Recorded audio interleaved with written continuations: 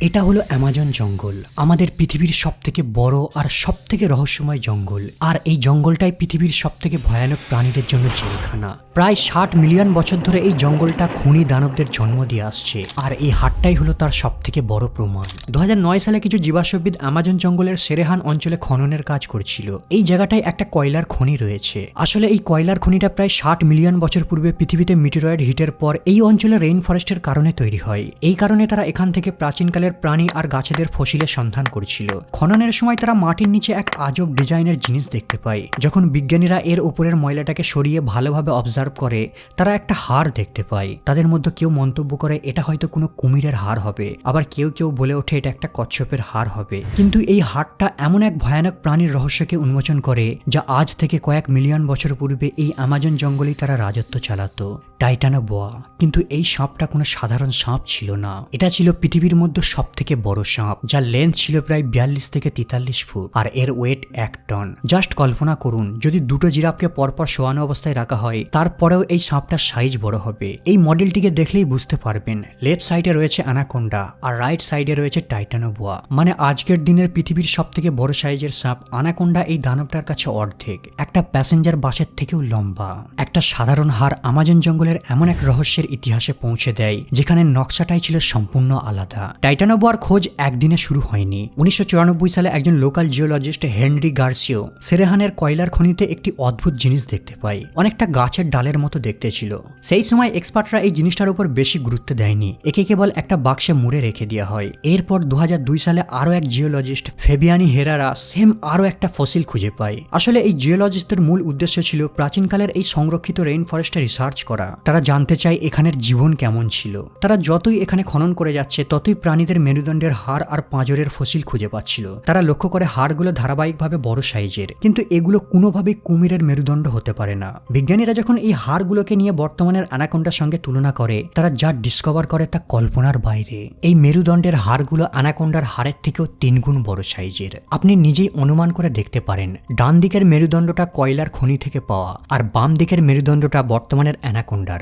বিজ্ঞানীরা এই মেরুদণ্ডের সাহায্যে সাপের সাইজ মেজার করার জন্য অঙ্কের সাহায্য নেয়। তারা বারবার রেজাল্ট চেক করতে থাকে, কারণ বর্তমানে সাপের সাইজের সাথে তারা কোনোভাবে ম্যাচ করতে পারছিল না। তাদের ডেটা এমন এক সাপের সাইজ দেখাচ্ছে, যার লেন্থ প্রায় 12.8 মিটার হবে, প্রায় 42 ফুট। নর্মালি টাইটানোবদের সাইজ 42 থেকে 47 ফিট পর্যন্ত হতো, একটা অ্যাডাল্ট স্পাম হোয়েলের সাইজের মতো। কেবল এর লম্বাটাই অবাক করার মতো বিষয় ছিল না, এর চওড়াটাও প্রায় একজন মোটা মানুষের কোমরের মতো, আর এদের ওজন প্রায় একটা সিডান গাড়ির সমান, মানে অ্যানাকোন্ডার থেকেও 10 গুণ ভারী। টাইটানোবোয়ার এই খোঁজটা গোটা বিশ্বে হইচই ফেলে দেয়। এখন প্রশ্ন হলো, এই টাইটানোবোয়া সাপ কিভাবে এত বিশাল আকারের গঠন পেল, আর বর্তমানে সাপগুলো এত বিশাল আকারের হয় না কেন?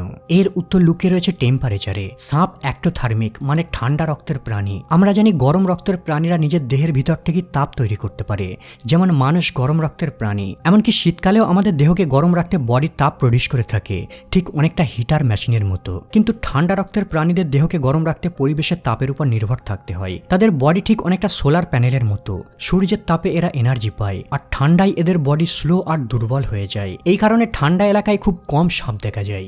বায়োলজি অনুসারে পরিবেশ যত গরম হবে, ঠান্ডা রক্তের প্রাণীদের মেটাবলিজমও তত ফাস্ট হবে, আর ফাস্ট মেটাবলিজমের অর্থ বেশি খাবার হজম করতে পারা, আর দ্রুত বৃদ্ধি পাবে, বডিকে সাপোর্ট করার ক্ষমতা পাবে। যখন বিজ্ঞানীরা টাইটানোবোয়ার খোঁজ পায়, তারা কেবল বিশাল আকারের প্রাণীকেই দেখছিল না, বরং তারা সেই সময় থার্মোমিটারকে রিড করছিল। টাইটানোবোয়ার এই বিশাল দেহটাই প্রমাণ করে 6 কোটি বছর আগে এই অ্যামাজন জঙ্গলের টেম্পারেচার বর্তমানের তুলনায় অনেক বেশি ছিল। সেই সময় পরিবেশের টেম্পারেচার এতটাই বেশি ছিল যে সারা বছর দিনরাত তাপমাত্রা 32 ডিগ্রি সেলসিয়াসের উপরে থাকতো। এটা এমন একটা ঘন জঙ্গল ছিল যেটা কখনো ঠান্ডা হতো না, আর এই মাত্রার অতিরিক্ত তাপ এমন শক্তি যোগায় যা তাদের দেহকে এক বিশাল আকার হতে বাধ্য করে। আজকের অ্যামাজন জঙ্গলকে আমাদের কাছে যতটা গরম লাগে, সেই তুলনায় টাইটানোবোয়ার কাছে অনেক ঠান্ডা মনে হবে। যদি মডার্ন যুগেও বিশ্বের বিভিন্ন দেশের বৃহৎ সাপের সাইজের দিকে তাকান, তাহলে বুঝতে পারবেন কিভাবে পরিবেশের তাপমাত্রা সাপের আকারকে পরিবর্তন করে। যেমন গ্রেট ব্রিটেনের সবথেকে বড় সাইজের সাপ গ্রাস সিনেক, এর সাইজ মাত্র 6 ফুট হয়ে থাকে। আবার ইউনাইটেড স্টেটে স্টার্ন ইন্ডিগো সিনেক সবথেকে বড় সাইজের সাপ হয়ে থাকে, এর সাইজ প্রায় 8 থেকে 9 ফুট হয়ে থাকে। কিন্তু অ্যামাজন জঙ্গলের সবথেকে বড় সাপ অ্যানাকোন্ডা, যাদের সাইজ প্রায় 20 ফিটের উপর হয়ে থাকে। এর কারণ অ্যামাজন জঙ্গলের তাপমাত্রা সারা বছর গরম থাকে, কিন্তু গ্রেট ব্রিটেনে সবসময় ঠান্ডা থাকে, তাই এদের সাইজও ছোট হয়ে থাকে।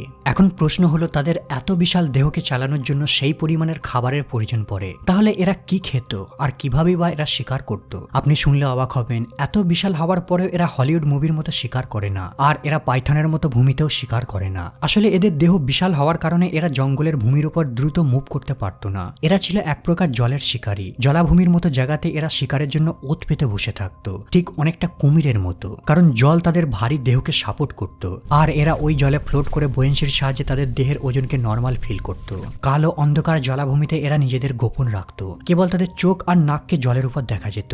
এরা তাদের শিকারের পেছনে ধাওয়া করত না, বরং এরা একই জায়গায় অনেক সময় ধরে অপেক্ষা করত। তাদের দেহ জলাভূমির জলে মিশে গিয়ে এমনভাবে ছদ্মবেশ ধারণ করত, শিকারও তার উপস্থিতির ছায়া বুঝতে পারত না। আর যখন কোনো প্রাণী তাদের সামনে আসতো, টাইটানোবোয়া বিদ্যুতের গতিতে তার উপর হামলা চালাতো। বিজ্ঞানীদের মতে যখন টাইটানোবোয়া তার শিকারকে পেঁচিয়ে ধরত, এর চাপ প্রায় 400 PSI এর বেশি হতো। এই প্রেসার অনেকটা দুটো হাতি একজন ব্যক্তির বুকে দাঁড়িয়ে থাকার সমতুল্য। ঠিক অনেকটা বর্তমানের অ্যানাকোন্ডার মতো এরা প্রেসার দিয়ে রক্তের ফ্লোকে বন্ধ করে শিকারকে হত্যা করত। কিন্তু টাইটানোবোয়ার পেঁচানোর প্রেসার এতটাই বেশি থাকতো যে কুমিরের হাড় পর্যন্ত ভেঙে যেত। টাইটানোবোয়াদের প্রিয় খাবার ছিল প্রাচীনকালের বিশাল কুমির আর কচ্ছপ, কিন্তু সেই যুগে এত বিশাল আকারের কচ্ছপ ছিল যাদের সাইজ একটা কিচেন টেবিলের সমান বড় হতো। এখন প্রশ্ন হলো তারা এত বিশাল আকারের কচ্ছপকে কিভাবে খেত।